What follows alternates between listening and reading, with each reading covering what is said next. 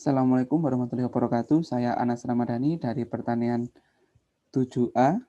Di sini saya akan mempresentasikan tentang sifat penelitian kuantitatif dari buku Alan Breiman. Mata kuliah Metode Penelitian Penyuluhan.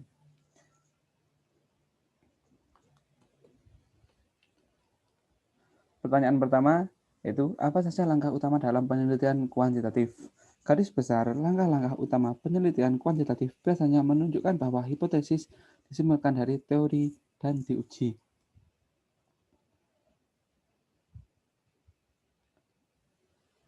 Langkah pertama yang dilakukan dalam penelitian kuantitatif. Yang pertama adalah teori. Hal ini menunjukkan terdapat hubungan secara luas antara teori dan penelitian. Selanjutnya yaitu penentuan hipotesis. Sering ditemukan dalam penelitian kuantitatif eksperimental. Yang ketiga adalah desain penelitian sebagai implikasi untuk berbagai masalah mempertalikan kausalitas dengan temuan mereka. Yang keempat adalah pengukuran konsep, yang kelima adalah pemilihan lokasi penelitian, yang keenam adalah pemilihan subjek atau responden untuk penelitian. Selanjutnya,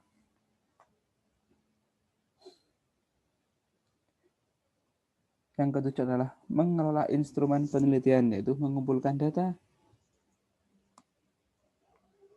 dengan menggunakan observasi terstruktur. Yang nomor 8 adalah pengolahan data, nomor 9 adalah menganalisis data, dan terakhir adalah penulisan. Hingga pembaca mampu memahami apa hasil yang telah dilakukan oleh peneliti. Selanjutnya adalah konsep dan ukuran. Mengapa pengukuran penting bagi peneliti kuantitatif? Pengukuran memungkinkan kita untuk menggambarkan perbedaan yang bagus antara orang-orang dalam karakteristik yang dimaksud. Sangat berguna karena meskipun kita sering dapat membedakan orang dalam kategori ekstrim, perbedaan yang lebih jauh lebih sulit untuk dikenali. Pengukuran memberi kita perangkat yang konsisten atau tolak ukur untuk membuat perbedaan seperti itu. Perangkat pengukuran menyediakan instrumen yang konsisten untuk mengukur perbedaan. Konsistensi ini berkaitan dengan dua hal, kemampuan kita untuk konsisten dari waktu ke waktu dan kemampuan kita untuk konsisten dengan peneliti lain. Selanjutnya, mengapa pendekatan multi-indikator untuk pengukuran konsep lebih disukai daripada pendekatan yang mengandalkan satu indikator? Yaitu adalah karena ada kemungkinan bahwa satu indikator akan salah mengklasifikasikan banyak individu. Ini mungkin karena kata-kata dari pertanyaan atau mungkin produk kesalahpahaman. Tetapi jika ada sejumlah indikator, jika orang salah diklasifikasikan melalui pertanyaan tertentu, akan mungkin untuk mengimbangi efeknya. Dan satu indikator mungkin hanya menangkap sebagian dari konsep yang mendasarinya atau terlalu umum. Reliabilitas dan validitas. Apa cara utama berpikir tentang keandalan proses pengukuran? Apakah salah satu bentuk keandalan yang paling penting? Cara utama berpikir tentang keandalan proses pengukuran yaitu mengembangkan ukuran multi-indikator yang diharapkan dapat memanfaatkan konsep yang mungkin disebut perancang atau preferensi untuk membeli barang dan terutama pakaian dengan label perancang. Dengan mengatur tema ke sampel responden dan mengatur ulang beberapa waktu kemudian, jika kolerasinya rendah, ukuran tersebut akan tampak tidak stabil. Sedangkan salah satu bentuk keandalan yang paling penting adalah keandalan internal. Masalah utamanya adalah apakah indikator yang membentuk skala atau indeks konsisten dengan kata lain. Apakah koresponden pada salah satu. Sedangkan validitas mengandaikan reliabilitas dan reliabilitas tidak mengandaikan validitas.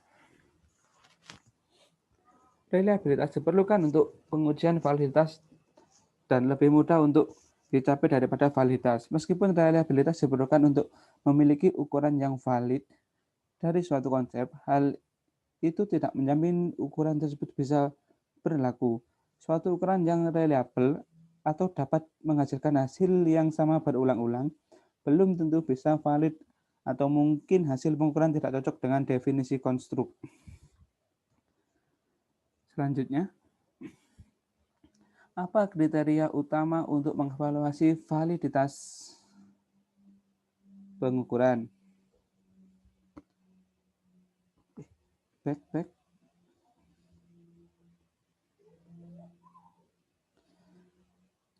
Apa kriteria utama untuk mengevaluasi validitas bangunan? Yang pertama adalah pembuktian yang didasarkan pada konten pengujian, mengacu pada tema, judul, format, item-item tugas, ataupun pertanyaan pada suatu tes, serta pedoman untuk prosedur mengenai administrasi dan scoring.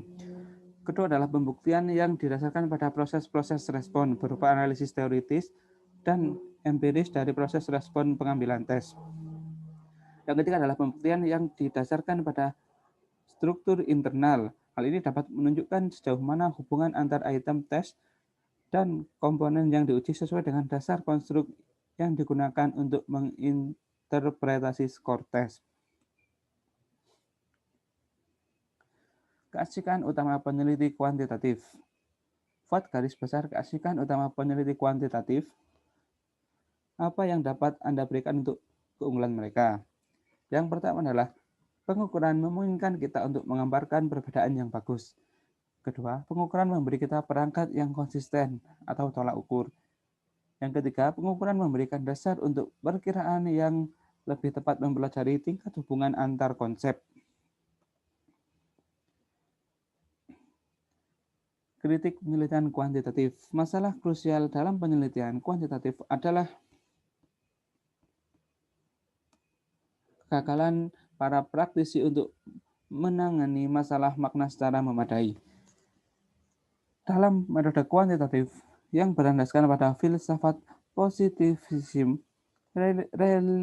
realitas dipandang sebagai sesuatu yang konkret, dapat diamati dengan panca indera, dapat dikategorikan menurut jenis, bentuk, warna, dan perilaku. Tidak berubah, dapat diukur dan direvisikasi.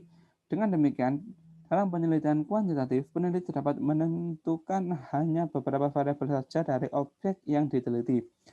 Peneliti dapat menentukan hanya beberapa variabel saja dari objek yang diteliti dan kemudian dapat membuat instrumen untuk mengukurnya.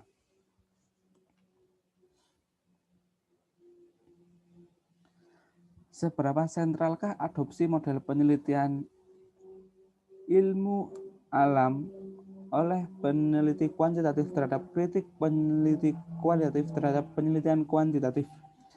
Meskipun ada 4 kritik pada model penelitian ilmu alam atau metode kuantitatif yang telah dibahas pada umumnya, penelitian kuantitatif lebih menekankan pada keluasan informasi, sehingga metode ini cocok digunakan untuk populasi yang luas dengan variabel yang terbatas. Selanjutnya, data yang diteliti adalah data sampel yang diambil dari populasi tersebut dengan teknik probability sampling atau random. Berdasarkan data dari sampel tersebut, selanjutnya peneliti membuat generalisasi atau kesimpulan sampel diberlakukan ke populasi di mana sampel tersebut diambil. Apakah selalu seperti ini? Mengapa peneliti sosial terkadang tidak menguji validitas dan atau tidak reliabilitas ukuran yang mereka terapkan?